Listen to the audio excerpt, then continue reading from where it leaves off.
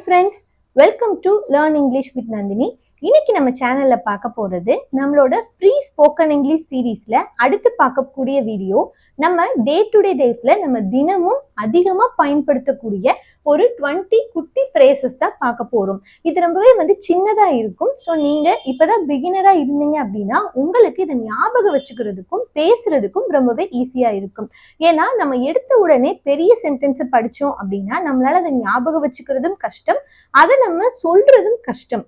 அதனால நீங்க first start பண்ணும்போது சின்ன சின்ன சென்டென்சஸ்ல இருந்து ஸ்டார்ட் பண்ணுங்க. அப்படின்னா தான் உங்களுக்கு அதை ஞாபகம் வச்சுக்கிட்டு பேசுறதுக்கு ரொம்பவே ஈஸியா இருக்கும். ஸோ இன்னைக்கு நம்ம பார்க்க போறது ஒரு 20 குட்டி ஃப்ரேசஸ் தான். அதோட தமிழ் அர்த்தத்தை சொல்லி நான் இங்கிலீஷ்ல சொல்ல போறேன். இது நம்ம ஃப்ரீ ஸ்போக்கன் இங்கிலீஷ் சீரீஸோட நெக்ஸ்ட் வீடியோ. இந்த ஃப்ரீ ஸ்போக்கன் இங்கிலீஷ் சீரீஸ் அப்படின்ற பிளேலிஸ்டே நீங்க இங்கிலீஷ் கத்துக்கணும் அப்படின்னு விருப்பப்படுறீங்களா, நீங்க இப்பதான் கத்துட்டு இருக்கிற பிகினரா இருந்தீங்க அப்படின்னா கண்டிப்பா உங்களுக்கு அது ஹெல்ப்ஃபுல்லா இருக்கும். ஸோ நம்ம சேனலை மறக்காம சப்ஸ்கிரைப் பண்ணி வச்சுக்கோங்க. இந்த பிளேலிஸ்ட்ல நிறைய வீடியோஸ் தொடர்ந்து வந்துட்டே இருக்க போகுது. அதுல நிறைய பேசிக்கான கிராமர் வீடியோஸும் இருக்கும். இந்த மாதிரி டெய்லி யூஸ் சென்டென்சஸ் பிளஸ் யூஸ்ஃபுல்லான வீடியோஸ் எல்லாமே தொடர்ந்து நான் அப்லோட் பண்ணிட்டே இருக்க போறேன். ஸோ இப்பதான் நீங்க இங்கிலீஷ் கத்துக்கிறீங்களா, இங்கிலீஷ் கத்துக்கணும் அப்படின்னு ரொம்பவே ஆசையா இருக்கா, அப்போ நம்ம சேனலை ஃபர்ஸ்ட் சப்ஸ்கிரைப் பண்ணி வச்சுக்கோங்க. அதே மாதிரி நீங்க ஸ்கூல் ஸ்டூடெண்ட்ஸா இருந்தீங்க அப்படின்னாலும் நம்ம சேனலை சப்ஸ்கிரைப் பண்ணிக்கோங்க. ஏன்னா நம்ம நிறைய கிராமர் வீடியோஸ் பார்க்க போறோம். அது எல்லாமே உங்களுக்கு எக்ஸாம்ஸுக்கு ரொம்பவே ஹெல்ப்ஃபுல்லா இருக்கும். ஓகே ஃப்ரெண்ட்ஸ், இப்போ நம்ம வீடியோவை லைக் பண்ணிட்டு வீடியோக்குள்ள போலாம்.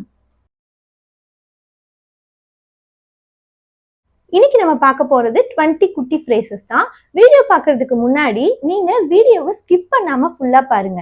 ஏன்னா நான் ஒவ்வொரு சென்டென்சஸுக்கும் தமிழ்ல அர்த்தம் சொல்லி தான் இங்கிலீஷ் சென்டென்சஸை எழுத போறேன். ஸோ நீங்க 1 செகண்ட் ஸ்கிப் பண்ணிட்டா கூட உங்களுக்கு இதோட அர்த்தம் புரியாம போயிடும். இதை நீங்க அர்த்தம் புரிஞ்சு படிச்சீங்க அப்படின்னா இதை மனப்பாடம் பண்ண வேண்டிய அவசியமே கிடையாது. இந்த வீடியோ முடியும் போது உங்களுக்கும் ஒரு 5 சென்டென்சஸ் இருக்கு, அது தமிழ்ல இருக்கும். நீங்க தான் அதை சர்ச் பண்ணி கமெண்ட் செக்ஷன்ல கமெண்ட் பண்ண போறீங்க. இப்ப நம்ம ஃபர்ஸ்ட் பார்க்க போற சென்டென்ஸ் கவனமாக இரு. இப்ப நம்ம சொல்லுவோம்ல ஒருத்தர்ட்ட நீ கவனமா இருக்கணும் அப்படின்னு நம்ம சொல்லுவோம். அதை எப்படி இங்கிலீஷ்ல சொல்லலாம்? உங்களுக்கு தெரிஞ்சது அப்படின்னா என் கூட சேர்ந்து நீங்களும் சொல்லிட்டே வாங்க, கமெண்ட் செக்ஷன்லயும் கமெண்ட் பண்ணுங்க. ஸோ கவனமாக இரு அப்படின்றது எப்படி சிம்பிளா சொல்லலாம்? Be careful. எப்படி சொல்லலாம்? Be careful. பி கேர்ஃபுல் அப்படின்னா கவனமாக இரு அப்படின்னு அர்த்தம். இப்போ அடுத்த சென்டென்ஸ் அவன் சொல்வது சரிதான் அப்படின்னா, இப்ப நம்ம ஒரு விஷயம் ஏதோ ஒரு இதுக்கு நம்ம முடிவெடுக்கிறோம். இப்போ ஒருத்தர் சொல்றாங்க, அப்ப நம்ம சொல்றோம் அவன் சொல்றது சரிதான் அப்படின்னு நம்ம சொல்றோம். அதை எப்படி இங்கிலீஷ்ல சொல்லலாம்? he is right. எப்படி சொல்லலாம்? he is right அப்படின்னா அவன் சொல்வது சரிதான். he is right. ஓகேவா? இப்போ அடுத்த சென்டென்ஸ் எனக்கு தெரியும். இப்போ நம்ம சொல்லுவோம்ல ஏதோ ஒரு விஷயம் நம்ம கிட்ட கேட்கறாங்கன்னா எனக்கு தெரியும் அப்படின்னு சொல்லுவோம். இது ரொம்பவே சிம்பிளான சென்டென்சஸ் தான், எல்லாருக்குமே தெரிஞ்சிருக்கும். I know. எப்படி சொல்லணும்? I know. ஐ நோ அப்படின்னா எனக்கு தெரியும் அப்படின்னு அர்த்தம். இப்போ எனக்கு தெரியாது அப்படின்றது எப்படி சொல்லலாம்? ஐ டோன்ட் நோ அப்படின்னு சொல்லணும். ஓகேவா? இப்போ அடுத்த சென்டென்ஸ் நான் வேலையாக இருக்கிறேன். இப்ப நம்ம சொல்லுவோம்ல, சில சமயங்கள் நம்மள யாராவது கூப்பிட்டாங்கன்னா நான் இப்ப வேலையா இருக்கேன் அப்படின்னு சொல்லுவோம். இது நம்ம அடிக்கடி பயன்படுத்துறதுதான். நான் பிஸியா இருக்கேன் அப்படின்னு சொல்லுவோம். அதை ஃபுல்லா இங்கிலீஷ்ல எப்படி சொல்லலாம்? I am busy. எப்படி சொல்லலாம்? ஐ எம் பிஸி அப்படின்னா நான் வேலையாக இருக்கிறேன் அப்படின்னு அர்த்தம்.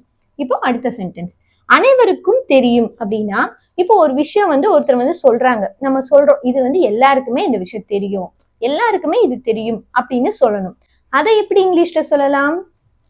everyone knows it. எப்படி சொல்லலாம்? everyone knows it அப்படின்னா அது அனைவருக்கும் தெரியும், எல்லாருக்குமே தெரியும். everyone knows it. இந்த மாதிரி நீங்க டெய்லி யூஸ் சென்டென்சஸ் கத்துக்கிட்டாலே உங்களால ஈஸியா ஃப்ளூயண்டா இங்கிலீஷ் பேச முடியும். நிறைய இந்த மாதிரி நீங்க வீடியோஸ் பார்த்தாலே உங்களுக்கு ஆட்டோமேட்டிக்கா அந்த ஃப்ளூயன்சி வந்துடும். இப்போ அடுத்த சென்டென்ஸ் எனக்கு புரியவில்லை. இப்போ ஒரு விஷயத்த ஒருத்தர் சொல்றாங்க, எனக்கு இது புரியவே இல்லை அப்படின்னு நம்ம சொல்லுவோம்ல, அதை எப்படி இங்கிலீஷ்ல சொல்லலாம்? I don't understand. எப்படி சொல்லலாம்? I don't understand. என் கூடயே சேர்ந்து நீங்களும் சொல்லிட்டே வாங்க. உங்களுக்கு தெரிஞ்சது அப்படின்னா கமெண்ட் செக்ஷன்ல கமெண்ட் பண்ணுங்க. ஐ டோன்ட் அண்டர்ஸ்டாண்ட் அப்படின்னா எனக்கு புரியவில்லை அப்படின்னு அர்த்தம். இப்போ அடுத்த சென்டென்ஸ் பார்த்துடலாம். நான் சோகமாக இருக்கிறேன். இப்ப நம்ம வந்து ரொம்ப வருத்தமா இருக்கும். அப்போ ஒருத்தவங்க வந்து கேட்கறாங்க என்னாச்சு அப்படின்னு கேட்டா, நான் இப்ப வருத்தமா இருக்கேன், நான் இப்ப சோகமா இருக்கேன் அப்படின்னு சொல்லணும். அதை எப்படி இங்கிலீஷ்ல சொல்லலாம்? I'm sad. ரொம்பவே ஈஸி தான்.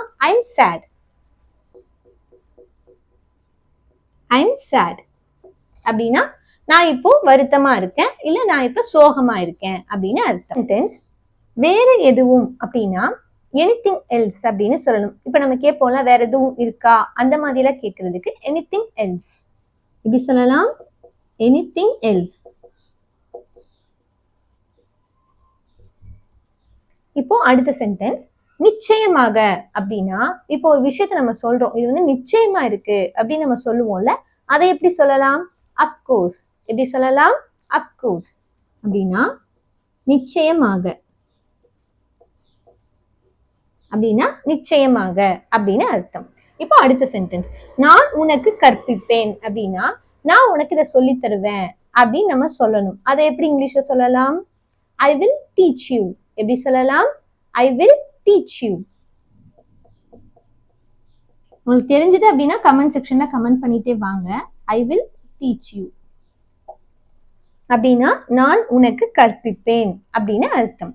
இப்போ அடுத்த சென்டென்ஸ் பார்த்துடலாம். நம்ம அடுத்து பார்க்க போற சென்டென்ஸ் அது நியாயம் இல்லை அப்படின்னா, இப்போ ஒரு விஷயம் வந்து நியாயம் இல்லை அப்படின்னு நீங்க சொல்லணும். அதை எப்படி இங்கிலீஷ்ல சொல்லலாம்? That's not fair. எப்படி சொல்லலாம்? தட்ஸ் நாட் ஃபேர் அப்படின்னா அது நியாயம் இல்லை அப்படின்னு அர்த்தம். That's not fair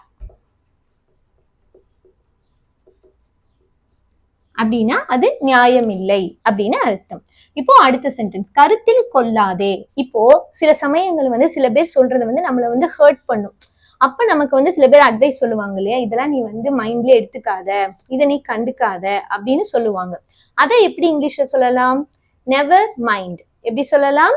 never mind.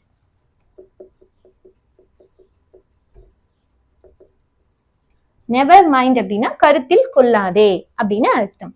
இப்போ அடுத்த சென்டென்ஸ் இன்னும் இல்லை அப்படின்னா இன்னும் இல்ல, இது வரைக்கும் வந்து அது நடக்கல, இன்னும் இல்லை அப்படின்னு சொல்றதுக்கு எப்படி சொல்லலாம்?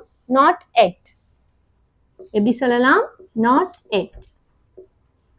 இதெல்லாம் ரொம்பவே சிம்பிளான சென்டென்ஸ் தான், ஸோ ஈஸியா ஞாபகம் வச்சுக்கலாம். இப்போ அடுத்த சென்டென்ஸ் சாத்தியம் இல்லை அப்படின்னா சில விஷயங்கள் வந்து நடக்கவே நடக்காது அப்படின்னு நம்ம சொல்லுவோம்ல, இது வந்து எப்பவுமே நடக்காது, இது நடக்கிறதுக்கு வாய்ப்பே இல்லை, அந்த மாதிரிலாம் நம்ம சொல்லுவோம். அது எப்படி இங்கிலீஷ்ல சொல்லலாம்? It's not possible. எப்படி சொல்லலாம்? It's not possible. It's not possible அப்படின்னா சாத்தியம் இல்லை அப்படின்னு அர்த்தம். இப்போ அடுத்த சென்டென்ஸ் நல்வாழ்த்துக்கள் அப்படின்னா இப்ப நம்ம ஒருத்தருக்கு வந்து வாழ்த்து சொல்றோம். இப்போ ஒரு மேரேஜ் ஆயிருச்சு, இப்ப ஏதோ ஒண்ணு அதுக்கு நம்ம வாழ்த்து சொல்லணும் அப்படின்னா பெஸ்ட் விஷஸ். நல்வாழ்த்துக்கள் அப்படின்றது எப்படி சொல்லலாம்? Best wishes.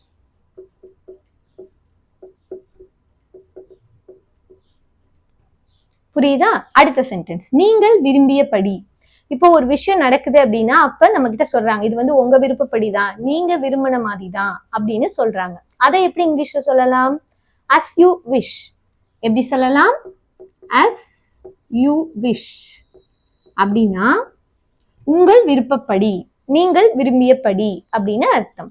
இப்போ அடுத்த சென்டென்ஸ் அனுமதி வழங்கப்பட்டது. இப்போ ஒரு விஷயத்துக்கு உங்களுக்கு வந்து பெர்மிஷன் கிடைச்சிருச்சு அப்படின்னு நம்ம சொல்லுவோம். அதை எப்படி இங்கிலீஷ்ல சொல்லலாம்? Permission granted. எப்படி சொல்லலாம்? Permission granted.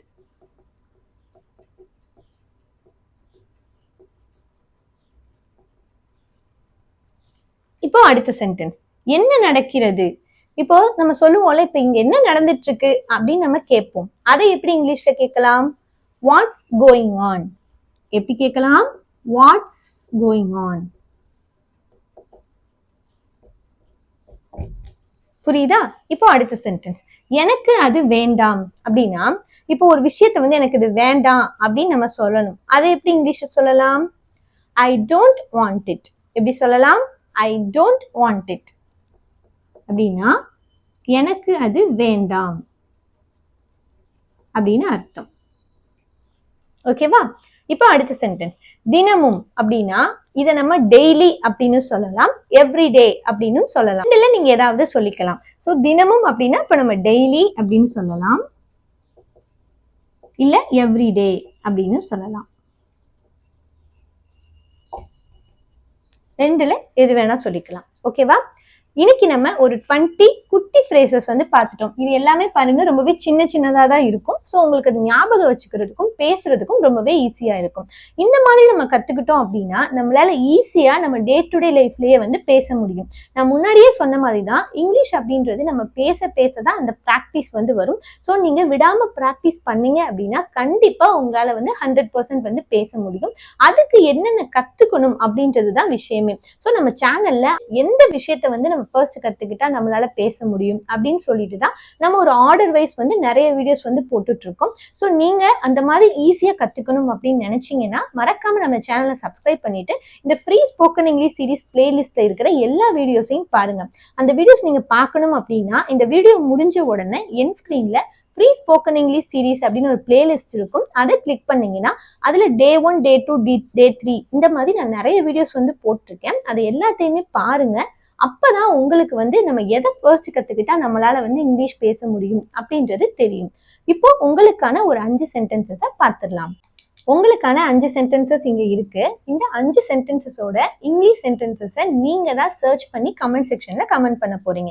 ஸோ வீடியோ பார்க்குற எல்லாருமே கமெண்ட் பண்ண ட்ரை பண்ணுங்க. அப்பதான் உங்களுக்கு வந்து இன்னும் டெய்லி யூஸ் சென்டென்சஸ் கத்துக்கிறதுக்கு ரொம்பவே ஈஸியா இருக்கும். இந்த வீடியோ பிடிச்சிருந்தது அப்படின்னா வீடியோக்கு ஒரு லைக் கொடுத்துருங்க. உங்க ஃப்ரெண்ட்ஸும் இப்பதான் இந்த மாதிரி இங்கிலீஷ் கத்துக்கிறாங்க அப்படின்னா அவங்களுக்கும் நம்ம சேனலை பத்தி சொல்லுங்க, வீடியோவையும் ஷேர் பண்ணுங்க. ஸோ அவங்களுக்கும் இது ஹெல்ப்ஃபுல்லா இருக்கும். நீங்களும் இங்கிலீஷ் கத்துக்கணும் அப்படின்னு நினைச்சீங்கன்னா கண்டிப்பா நம்ம சேனலை வந்து சப்ஸ்கிரைப் பண்ணி வச்சுக்கோங்க. நெக்ஸ்ட் வந்து இதே மாதிரி ஒரு யூஸ்ஃபுல்லான இன்ட்ரெஸ்டிங்கான வீடியோவோட பார்க்கலாம். தேங்க்ஸ் ஃபார் வாட்சிங் மை வீடியோ.